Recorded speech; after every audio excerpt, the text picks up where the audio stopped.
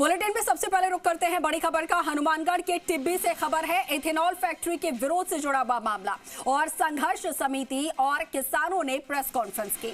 ADG crime VK Singh के बयान पर आपत्ति जताई और पुलिस की ओर से यहां पर लाठीचार्ज की निंदा की गई है।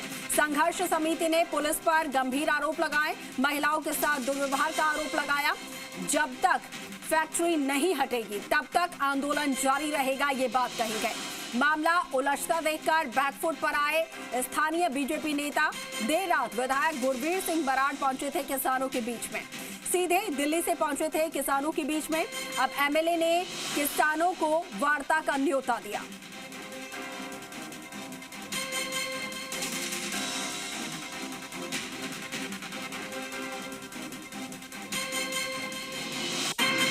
तो कल एडीजी साहब ने जो कहा है कि हम सबको गिरफ्तार करेंगे, हम कहना चाहते हैं कि सब लोग इतने लोगों पे मुकदमे किए गए। एडीजी साहब अगर पुलिस में रहे, प्रशासन में रहे तो अच्छी बात है। फैक्ट्री के वो डायरेक्टर मत बने, वो जो फैक्ट्री के पक्ष में बयान दे रहे हैं। ये जो लोगों पे मुकदमे जो दर्ज किए गए हैं तकरीबन 107 लोगों पे, और भी आज भी जैसे हमने एक एफआईआर देखी है 250 लोगों पे एक, 400 लोगों पे एक, तो हम इसकी निंदा करते हैं। हमारी ये कमेटी ने बैठ के फैसला किया है कि हमारी लड़ाई इसके साथ भी जारी रहेगी।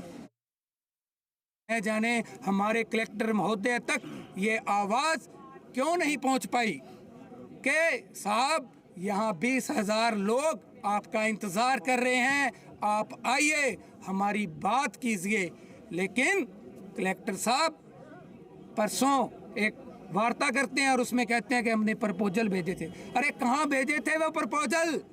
अरे हम चीख चीख के आपको बुलाते रहे, हम आवाज़ दे दे कर आपको बुलाते रहे, लेकिन आप हमारे जिला के मुखिया थे। न जाने आपके कानों में कैसी रुई डाली गई थी उस फैक्ट्री मालिक के द्वारा, हमारी आवाज़ आप तक नहीं पहुंची। और अब 2 रोज से इसी टिब्बी में आप बैठे हैं। सहयोगी प्रदीप सुथार हमारे साथ फोन लाइन पर है। प्रदीप, वार्ता को लेकर बात सामने आई थी, क्या वार्ता हो पाई है?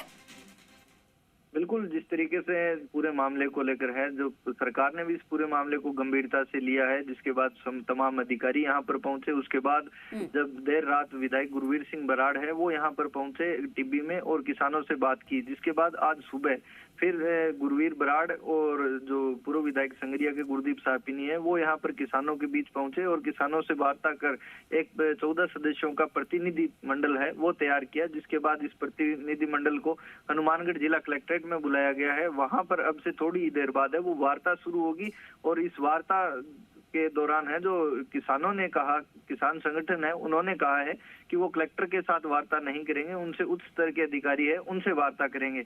अब थोड़ी देर में है वो वार्ता जिला कलेक्ट्रेट कार्यालय में है वो शुरू होगी। उसके बाद पता चल पाएगा कि आखिर जो किसान है वो किस तरीके से अपनी बात रखते हैं और आगामी रणनीति है वो क्या तय होती है। जी ठीक है प्रदीप, आप नजर बनाए रखिएगा क्योंकि क्या कुछ वार्ता में निकल कर सामने आता है, ये वार्ता सफल होती है या विफल, इसको लेकर आपसे जानकारी लेंगे।